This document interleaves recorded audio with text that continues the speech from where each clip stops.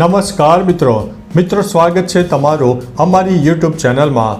આજની વિડીયોમાં વાત કરીશું દેશ અને દુનિયાના સુપરફાસ્ટ સમાચારની। સૌપ્રથમ વાત કરીએ તો ટ્રોલિંગ પર શત્રુઘ્ન સિન્હાએ કહ્યું છે કુછ તો લોગ કહેંગે।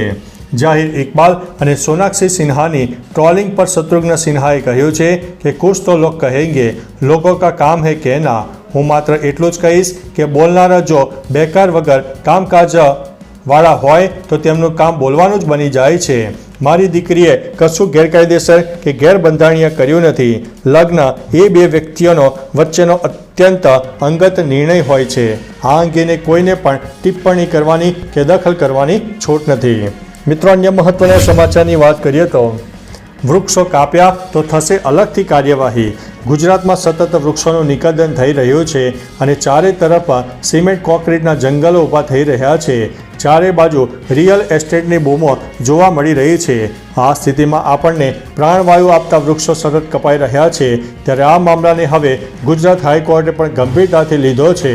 ગુજરાતમાં જમીન સંપાદનની કામગીરીમાં કપાયેલા કે કાપવામાં આવનાર દરેક વૃક્ષ માટે અલગથી વળતર ચૂકવવું પડશે। મિત્રો, અન્ય મહત્વના સમાચારની વાત કરીએ તો પીએમ મોદી સાથે રાહુલ ગાંધીએ હાથ મિલાવ્યા છે। બીજેપી સાંસદ ઓમ બિરલા 18મી લોકસભાના અધ્યક્ષ બન્યા છે। ગૃહમાં પીએમ મોદી દ્વારા લાવેલા પ્રસ્તાવ પસાર કરાયો હતો તે વેળાની એક વિડીયો હાલ ઘણો વાયરલ થઈ રહ્યો છે। વિડીયોમાં પીએમ મોદી પાસે રાહુલ ગાંધી આવે છે અને તેઓ બંને એકબીજા સાથે હાથ મિલાવતા દેખાઈ રહ્યા છે। ત્યારબાદ મોદી અને રાહુલ ગાંધી ઓમ બિરલાને આસન સુધી લઈ ગયા હતા। મિત્રો, અન્ય મહત્વના સમાચારની વાત કરીએ તો કેજરીવાલ નવી અરજી દાખલ કરશે। સીએમ કેજરીવાલની અરજી પર સુપ્રીમ કોર્ટમાં સુનાવણી થઈ। અરજીમાં હાઈકોર્ટ દ્વારા જામીન પર લગાવેલા રોકને હટાવવાની માંગ કરવામાં આવી હતી। કેજરીવાલના વકીલ અભિષેક સિંઘવીએ કહ્યું છે કે દિલ્હી હાઈકોર્ટે નીચલી કોર્ટના જામીનના આદેશ પર રોક લગાવી દીધી છે। તેઓ હાઈકોર્ટના 21 જૂનના વચગાળાના આદેશ સામે દાખલ કરેલી અરજી પાછી ખેંચવા માગે છે। 25 જૂનના આદેશને પડકારવા માટે તેઓ નવી અરજી દાખલ કરશે। સુપ્રીમ કોર્ટે પરવાનગી આપી દીધી છે। મિત્રો, અન્ય મહત્વના સમાચારની વાત કરીએ તો રાહુલ ગાંધીએ ઓમ બિરલાને અભિનંદન પાઠવ્યા છે। રાહુલ ગાંધીએ પણ ઓમ બિરલાને લોકસભા સ્પીકર તરીકે ચૂંટાવા પર અભિનંદન પાઠવ્યા છે। રાહુલ ગાંધીએ કહ્યું છે કે ગૃહમાં વિપક્ષ તમને સંપૂર્ણ મદદ કરશે। અમને પણ બોલવાનો મોકો મળવો જોઈએ। રાહુલ ગાંધીએ કહ્યું કે આ ગૃહ સમગ્ર દેશના અવાજનું પ્રતિનિધિત્વ કરે છે અને તેના તમે સંરક્ષક છો। વિપક્ષ પણ લોકોનું પ્રતિનિધિત્વ કરે છે। આ વખતે વિપક્ષનું નેતૃત્વ નોંધપાત્ર વધ્યું છે। મિત્રો, અન્ય મહત્વના સમાચારની વાત કરીએ તો સ્કૂલના વિદ્યાર્થીઓને ગૃહ રાજ્ય મંત્રીની સલાહ। રાજ્યમાં માર્ગ અકસ્માતના કિસ્સાઓમાં સતત વધારો જોવા મળી રહ્યો છે। માર્ગ અકસ્માતના બનાવો રોકવા માટે અવનવા પ્રયત્નો પણ કરવામાં આવી રહ્યા છે। રાજ્ય ગૃહમંત્રી હર્ષ સંઘવીએ શાળાના બાળકોને સલાહ આપી હતી, જેમાં કહ્યું છે કે માતા અને પિતાને હેલ્મેટ પહેરવાનું કહેજો, રોંગ સાઈડમાં ન જવાનું પણ માતા પિતાને કહેજો અને પોતાનું વ્હીકલ સાચવીને ચલાવવાનું પણ માતા પિતાને કહેજો। મિત્રો, અન્ય મહત્વના સમાચારની વાત કરીએ તો સીએમ ભૂપેન્દ્રભાઈ પટેલે ગઈકાલથી 21મા શાળા પ્રવેશ ઉત્સવનો પ્રારંભ ડાંગના સુબીર તાલુકાની બીલી આંબા પ્રાથમિક શાળાથી કરાવ્યો છે। નોંધનીય છે કે આ વખતે 32.33 લાખ જેટલા બાળકોનું નામાંકન થશે। 26 થી 28 જૂન 3 દિવસનો કાર્યક્રમ રહેશે। સીએમ 27 જૂને છોટાઉદેપુર, 28 જૂને સુરેન્દ્રનગરના થાન તાલુકામાં શાળા પ્રવેશોત્સવમાં ભાગ લેશે, જેમાં બાલવાટિકા ધોરણ 1, 8, 9 અને 10 અને 11માં બાળકોને પ્રવેશ આપશે। મિત્રો, અન્ય મહત્વના સમાચારની વાત કરીએ તો ડ્રોપ આઉટ દરમાં ઘટાડાનો ગુજરાત સરકારનો દાવો સામે આવ્યો છે। રાજ્ય સરકાર દ્વારા ગઈકાલથી શાળા પ્રવેશ ઉત્સવની અને કન્યા કેળવણીનો મહોત્સવનો પ્રારંભ થયો છે। આ દરમિયાન ગુજરાત સરકારે બેટી પઢાઓના નારા સાથે પ્રારંભ કર્યો હતો। આ અભિયાનની શરૂઆત 2003માં શરૂ કરવામાં આવી હતી।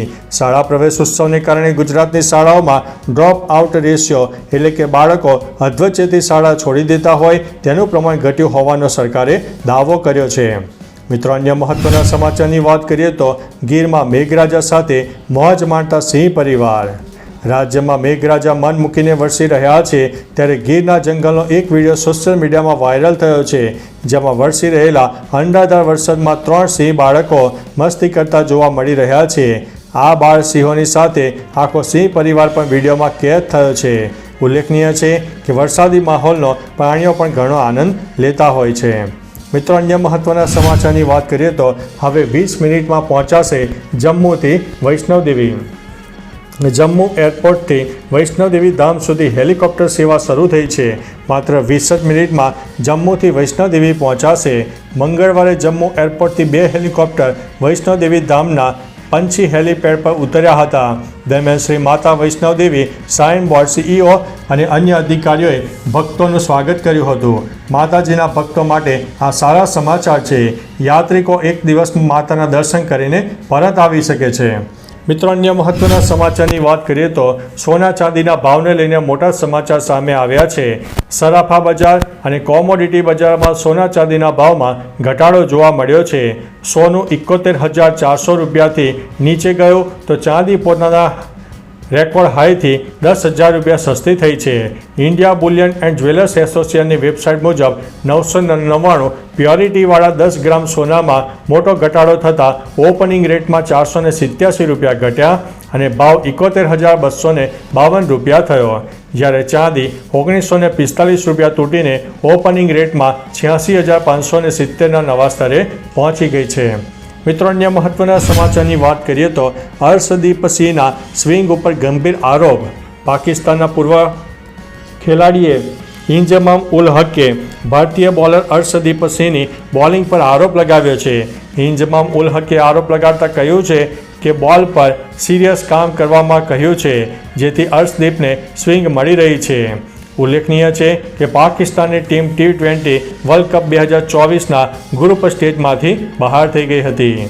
મિત્રો, અન્ય મહત્વના સમાચારની વાત કરીએ તો અરવિંદ કેજરીવાલની તબિયત ખરાબ થઈ. દિલ્હીના મુખ્યમંત્રી અરવિંદ કેજરીવાલની તબિયત ખરાબ થઈ છે. તેમને રાઉઝ એવન્યુ કોર્ટમાં રજૂ કરવામાં આવ્યા હતા, જ્યાં તેમનું સુગર લેવલ નીચે આવ્યું હતું. આ પછી તેમને બીજા રૂમમાં બેસાડવામાં આવ્યા હતા.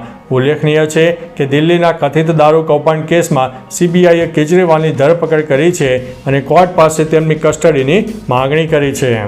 મિત્રો, અન્ય મહત્વના સમાચારની વાત કરીએ તો જૂનાગઢમાં લંપટ સાધુઓને મંદિરમાંથી દૂર કરવાની માંગ સામે આવી છે. જૂનાગઢમાં આવેલા જૂના સ્વામિનારાયણ મંદિર ખાતે સ્વામિનારાયણ સંપ્રદાયના સમર્થકોએ સ્વામિનારાયણ સંપ્રદાય બચાવવા માટે મોટી સંખ્યામાં એકઠા થયા હતા અને દેખાવો કર્યા હતા. આ દેખાવમાં પુરુષો સાથે મહિલા અને બાળકો પણ જોડાયા હતા. લોકોના હાથમાં વિવિધ બેનરો જોવા મળ્યા હતા, જેમાં લખ્યું હતું કે લંપટ સાધુઓને મંદિરમાંથી દૂર કરો. મિત્રો, અન્ય મહત્વના સમાચારની વાત કરીએ તો ખંભાળિયામાં ધોધમાર વરસાદ નોંધાયો છે. દ્વારકાના ખંભાળિયામાં ધોધમાર વરસાદ પડ્યો હતો. ભારે વરસાદ વરસતા રસ્તાઓ પર પાણી થઈ ગયું હતું. શહેરના નગર ગેટ સહિતના મુખ્ય માર્ગો ઉપર પાણી થઈ ગયા હોય તેવા દ્રશ્યો પણ સામે આવ્યા હતા. ખંભાળિયાના સોની બજાર, લુહારસાળ, ગુજરાત મિલ, રામનાથ સોસાયટી સહિતના વિસ્તારોમાં પાણી ભરાયા હતા. અત્રે ઉલ્લેખનીય છે કે હવામાન વિભાગની આગાહી અનુસાર આગામી 6 દિવસ ગુજરાતમાં વરસાદ વરસે તેવી સંભાવનાઓ છે. મિત્રો, અન્ય મહત્વના સમાચારની વાત કરીએ તો ભૂકંપની.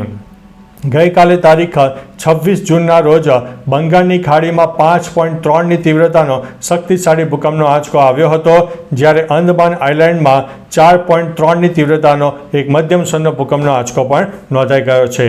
તો ચાલો મિત્રો, ફરીથી દેશ અને દુનિયાના સુપરફાસ્ટ સમાચાર લઈને મળતા રહીશો. ત્યાં સુધી અમને રજા આપશો. નમસ્તે.